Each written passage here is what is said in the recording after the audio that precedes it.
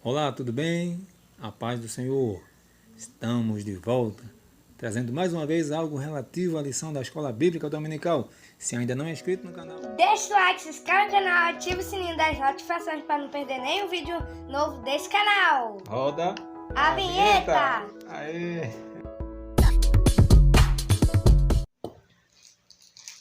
Muito bem, estamos de volta, trazendo agora a lição de número 9, deste segundo trimestre de 2022. Lembrando que a lição nova já está chegando, a lição do terceiro trimestre de 2022. Mas falando na lição de 2022 do segundo trimestre, os valores do Reino de Deus, a relevância do Sermão do Monte para a Igreja de Cristo. E a lição 9, o título é o seguinte: Orando e jejuando como Jesus ensinou. Temos um texto áureo que está escrito lá no livro de Atos dos Apóstolos, capítulo 13, versículos 2 e o versículo 3. Disse o Espírito Santo: Apartai-me a Barnabé e a Saulo para a obra a que os tenho chamado. Então, jejuando e orando, e pondo sobre eles as mãos, os despediram. Muito bem, temos uma verdade prática que diz: a oração e o jejum são disciplinas espirituais que potencializam sensivelmente a vida piedosa do crente. Muito bem, leitura bíblica diária de segunda a sábado, temas importantes para nós. A leitura bíblica em classe está escrita no livro de Mateus, capítulo 6, versículos do número 5 ao versículo 18. Muito bem, está aí na tua tela. Temos hinos sugeridos nesta lição, de número 9. São os seguintes: 33, com tua mão, segura bem a minha, possivelmente é esse. Hino 77, guarda o contato, né? E hino 577. Muito importante, esses três hinos sugeridos pelo autor da lição. É importante porque às vezes nós não conhecemos, mas como se trata de escola bíblica dominical, escola é para estudar, escola é para aprender. O hino que não conhece, vai treinando aí, vai procurando que você vai encontrar e aprendê-los. Hino 33, 77 e 577 da harpa cristã. Lembrando que este ano está completando, está de aniversário, está de parabéns, é o centenário da harpa cristã. Muito bem. Temos 3 objetivos a ser alcançados nesta lição, na verdade, e são os seguintes objetivos. Primeiro, conceituar a oração como um diálogo com o Pai. No segundo ponto, temos que explicar a oração que Jesus ensinou, né? E no terceiro ponto, revelar ou relacionar oração e jejum. Será que é um casamento perfeito? Oração e jejum, jejum e oração? Lembrando que Jesus disse: certas castas de demônios só saem com jejum e oração. Muito bem. A palavra-chave desta lição de hoje, de número 9, é oração. Não é? Orando e jejuando como Jesus ensinou. É importante orar e jejuar na forma que Jesus ensinou. Não é verdade? Porque existem outros tipos de oração, né? Existem as rezas, né? E nós vamos, no decorrer da lição, observar isso. Lembrando que isso aqui é apenas uma pré-aula ou então um resumo da lição. Muito bem. O texto áureo é muito importante em Atos dos Apóstolos, capítulo 13, versículo 2 e 3. Disse o Espírito Santo: Apartai-me a Barnabé e a Saulo para a obra que vos tenho chamado. Lembrando que neste versículo não está falando de separação para o ministério, sim separação para a obra missionária, para serem enviados como missionários para uma obra missionária, né? é importante ressaltar que, mesmo o Espírito Santo dizendo: separai a Barnabé e a Saulo para a obra missionária que eu tenho chamado eles, mesmo o Espírito Santo dizendo que escolheu eles, né, os líderes jejuaram, oraram e puseram as mãos, né, separando-os para esta obra. Né? Porque tem gente aí que possivelmente ele vai dormir e acorda dizendo que recebeu uma revelação. Pode ser sim e pode ser não. Recebeu uma revelação e sai por aí pregando nos ônibus e se auto-intitula missionário, dizendo que Deus mandou, né? Mas não tem uma base, não tem uma raiz, não tem um pastor, né? Na verdade, é muito importante quando sofrer algum problema, alguma situação difícil, né? Fica cobrando dos irmãos, mas está ligado a alguma convenção, está ligado a alguma igreja, algum pastor, né? Porque antes de ser pastor, nós temos que ser ovelha, antes de ser missionário, temos que ser ovelhas, temos que estar incluído no corpo de Cristo, não é verdade? É muito importante ter, né? Porque Deus não abre mão do lugar chamado igreja, Deus não abre mão do lugar chamado igreja, né? Porque toda ovelha tem pastor e todo pastor também é ovelha de Cristo, né? Então é importante. Aqui o Espírito Santo mandou separar, e mesmo assim o Espírito Santo escolheu, porque às vezes bate-se o olho em alguém e diz: fulano, não, mas foram jejuar e orar. É muito importante este fato. Lembrando que a separação aqui foi para a obra missionária, né? Muito bem. No primeiro tópico desta lição, a oração é um diálogo com o Pai. Então, orar é falar com Deus. Já ouviu essa máxima? Orar é falar com Deus. A natureza da oração, primeiro subtópico. Podemos dizer que a oração é um diálogo da alma com Deus, a qual aparece na Bíblia Sagrada em diversas formas.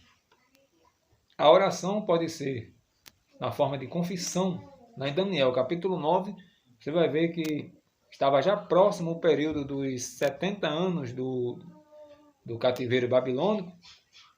E Daniel, ele foi procurar nos livros, e quando olhou nos livros, lendo o livro, que quer dizer a palavra, ele teve a contestação, né? Ele teve, a sua mente abriu ali, veio à luz, que já estava próximo o período de 70 anos, e Daniel, ele conclamou o povo a orar, a jejuar, a buscar a Deus, não é? E Daniel fez uma oração de confissão.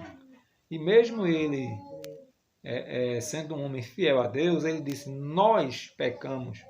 Ele confessou, porque ele não é falho igual a nós. E ele se incluiu no meio do povo. É importante. Imagina um líder como Daniel, um homem do naipe de Daniel, né? Um homem que tinha comunhão profunda com Deus. Ele se incluiu e disse: nós pecamos, né? Ele disse: tanto o povo, eu sou do povo, né? Eu também sou falho, nós pecamos contra ti. Então a oração, ela também vem com confissão, né? A oração também vem na forma de adoração, Salmo 45, verso 1 e 8, né? 1 a 8. A oração também vem na forma de comunhão, Gênesis 18, 33. A oração também vem em ações de graça, feito de modo belo por Miriam, no Êxodo 15, versículo 20 e o 21. Débora também, Juízes capítulo 5. É isso? E Davi, no capítulo 23, versículo 1 ao 7 de 2 Samuel.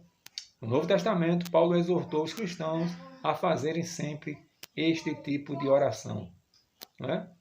De ações de graça. É muito importante, porque tem gente que pensa que orar é só pedir, pedir, pedir. Orar também é agradecer. Orar também é confessar. todo dia, né? Orar também é render graças a Deus, né? Tem um endarpa que diz: dou graças dou até pelo sonho que falhou, né? Então, a oração não é somente para pedir, né? Muito bem. Orações também podem glorificar a Deus, né? O que está em Mateus capítulo 6, versículo 9. A oração que Jesus ensinou começa assim, né? Exaltando o nome do Pai. Mas também devemos pedir também na oração. Devemos também suplicar também. Então, é importante pedir, suplicar, mas primeiro começar confessando, primeiro começar agradecendo, né? E depois mostrando a nossa necessidade. Deus sabe a nossa necessidade, mas é bom nós mostrarmos, né? Falarmos. Ele sabia que o cego queria ver, possivelmente. Ele perguntou: o que queres que eu te faça? Então, a oração, você pode pedir, você pode suplicar e perseverar também no pedido, porque não é orar hoje e amanhã desistir. É orar e perseverar. Está lembrado do juiz?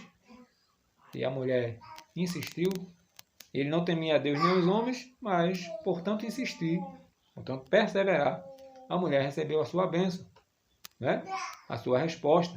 A mulher Ciro-Fenícia também, que nem era de Israel, não tinha direito, mas ela insistiu, né?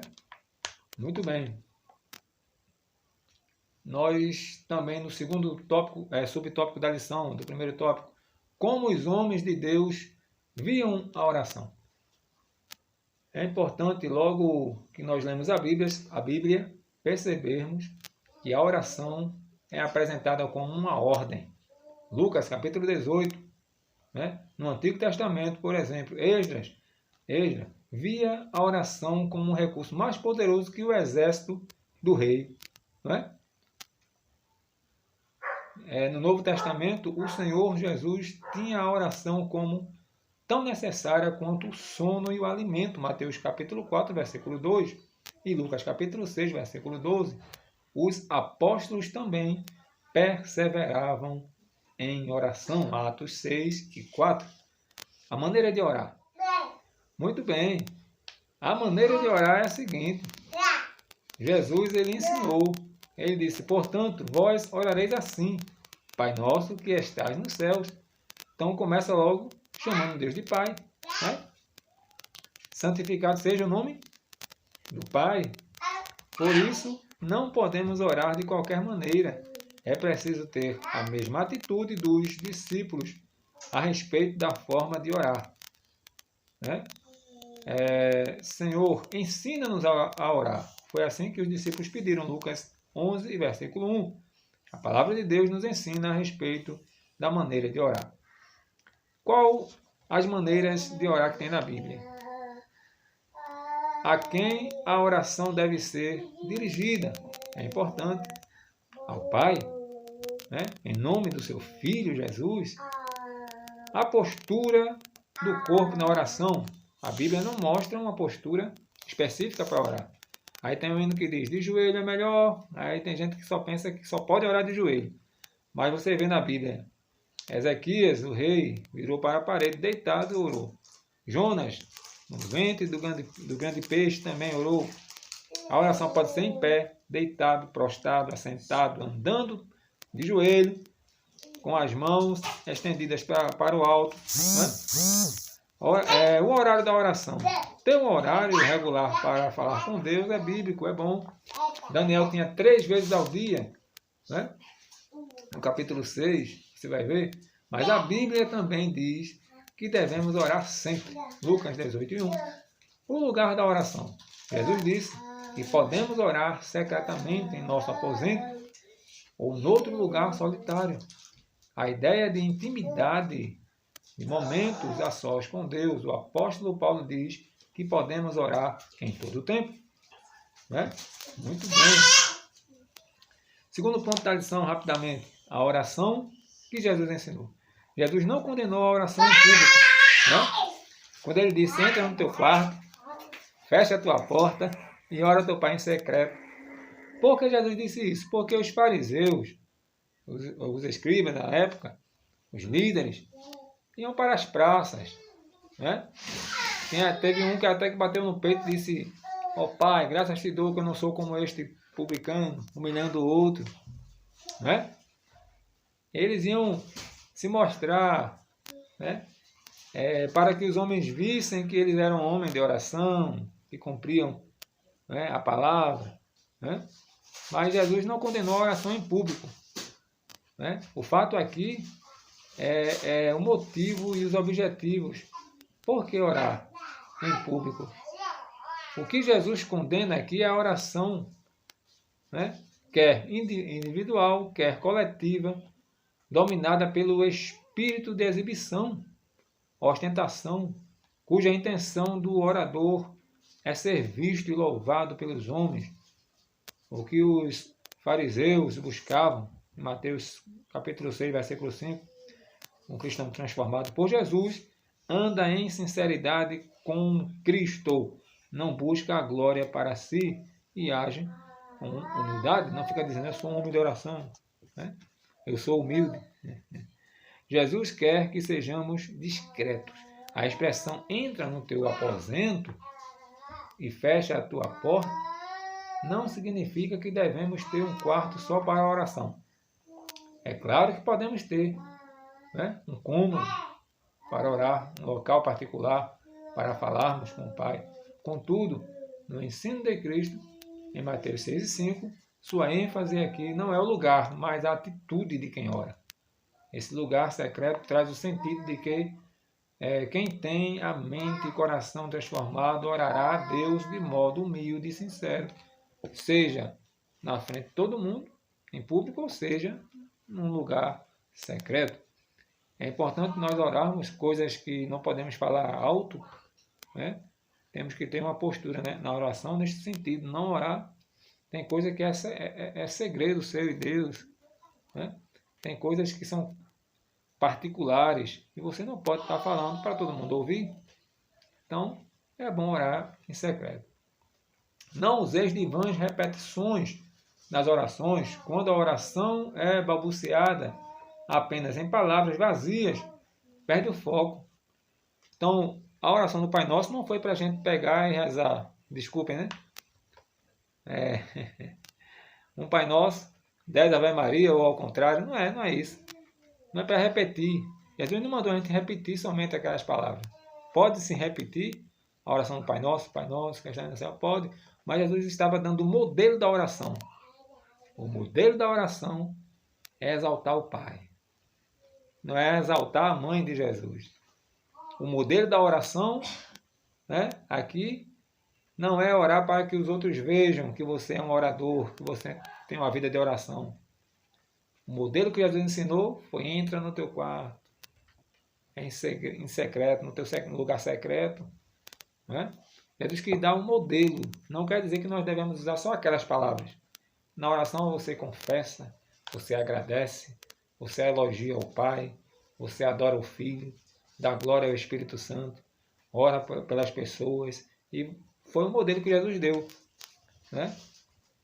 Ele quis dar somente um modelo. Mas o que ele contraria aqui é a atitude de alguém achar que quanto mais fazer barulho, Deus lhe ouvirá. Deus não é surdo, né? Esse procedimento era peculiar dos pagãos, como bem observa no caso do profeta de Baal, que eles oraram, se rasgavam e diziam Baal, Baal, e Baal nem aí para eles, né? Mas Elias fez uma oração curta. Então não é muito falar, não é muito orar, é orar sempre. Orar sem cessar. Não quer dizer, começa orando de manhã, vai até de noite orando. Não é só isso, né? Nós temos outras atividades. Orar sem cessar é orar sempre e nunca desfalecer. Então não é orar muito, é orar sempre. Repita aí, não é orar muito, é orar sempre, né? Nem que seja 5 minutos, 10 minutos, 15 minutos, meia hora, todo dia, constante. Lembrar de orar. Daniel era um homem tão ocupado, ministro, e 3 vezes ele tirava do dia para adorar e orar a Deus. Então, não é orar muito, orar muito. Os fariseus pensavam que orar muito para que as pessoas vissem, né? Não é muitas palavras, não. A Ana orou só batendo com os lábios e a sua oração foi respondida, né? Então não é orar muito, mas sim orar constantemente, orar sempre. Muito bem. Salomão, Ezequias, né? Eles também foram pessoas que tiveram sua oração respondida prontamente e foram uma oração curta. Muito bem. O primeiro homem que orou na Bíblia Sagrada está lá no livro do Gênesis. Abra aí a sua Bíblia. Gênesis, capítulo de número, vamos ver, 4, verso 26 a 7, também nasceu um filho, a quem pôs o nome de Enos. Foi nesse tempo que os homens começaram a invocar o nome do Senhor, né? Então, está registrada aí a primeira oração na Bíblia, Gênesis 4, 26. Muito bem. O terceiro tópico, rapidamente. Oração e jejum. Oração e jejum, uma combinação perfeita. Em inúmeras passagens bíblicas, podemos notar que a oração e o jejum estão bem combinadas, ou combinados, né? Oração e jejum são vistos como atos que revelam disciplina, autonegação e humilhação e mostram também dependência. Tem alguns tipos de jejum. O aspecto bíblico sobre o jejum há 3 eventos que caracterizam a necessidade do jejum. O ato de humilhar-se por meio da confissão acontecia por causa da tristeza do pecado, Daniel 9,18. O dia da lamentação, né? Fosse por causa de um mal sofrido, fosse por causa de uma praga, de uma derrota sofrida, uma batalha ou uma ameaça. O evento espiritual de grande concentração de fiéis, como no caso do envio de missionários também. Eles jejuavam e oravam na escolha de homens para a obra de Deus, Atos capítulo 13, versículo 2 e 13, né? Para enviar alguém para a obra, para escolher algum obreiro, eles oravam. Hoje oram? Oram, amém? Muito bem. Havia também um jejum anual no dia da expiação, Levítico 16, 29 ao 34. Essa prática se multiplicou em diversas formas no nascer ao pôr do sol, jejum de 7 dias, de 3 semanas, de 40 dias, né? Nos meses 5º e 7º. Né? Diante disso, os judeus decidiram jejuar 2 vezes por semana. Eles que decidiram fazer isso. Né? Muito bem. O ensino de Jesus sobre o jejum. Segundo o Sermão do Monte, entendemos que a prática do jejum é livre. O ato é um ato voluntário. Ninguém pode obrigar ninguém a jejuar. Todo mundo vai ter que jejuar. Não, não é assim. É um ato voluntário. É uma chamada. É um chamado ao jejum, ao sacrifício para o bem da obra de Deus ou para uma causa específica. Né? Pode jejuar também para agradecer, não somente para pedir também, como na oração. O jejum é espontâneo, isso pode e deve nascer do desejo genuíno da alma. Né? Então, eles jejuavam, os fariseus jejuavam, iam para as praças, não lavavam o rosto, desfiguravam o rosto, todo mundo olhava e dizia, fulano não lavou o rosto, fulano está em jejum. Para mostrar às pessoas que estavam jejuando, para mostrar às pessoas que estavam em sacrifício. Aí você vai jejuar, e neste dia que você está jejuando, vai visitar uma pessoa, e chega lá, tem o prato que você mais gosta. Quer dizer, aí você, dia que marcou o jejum, você, sua família, sua esposa, não é dia para você estar visitando ninguém. Né? Isso é uma coisa que eu ouvi e achei muito interessante. Não é dia de visitar ninguém. É o seu particular com Deus. Aí você chega lá para visitar, aí você vai rejeitar o lanche, a comidinha lá, que alguém preparou com tanto amor para você. Né? E talvez seja o prato que você mais gosta. Né? É muito importante, né, tirar esse tempo com Deus. Muito bem. Oração e jejum. né? Como Jesus ensinou. Amém? É muito bom. E orar também, para encerrar, deixar de orar se torna um pecado. É isso mesmo. Por quê? Abre porta para murmuração quando se deixa de orar, de buscar a Deus. Veja aí, 1 Samuel, capítulo 12, versículo 23. E quanto a mim, longe de mim que eu peque contra o Senhor, deixando de orar por vós. O profeta Samuel disse, longe de mim que eu peque contra o Senhor, deixando de orar por vós. Então, deixar de orar por alguém, mesmo que alguém esteja errado, que alguém te feriu, é errado, você está pecando deixando de orar. Não é verdade? Então, por quê? Quando se deixa de orar, vai estacionando e vai abrindo porta para a murmuração e para o pecado. Que Deus abençoe a tua casa, a tua vida, em nome de Jesus. Amém.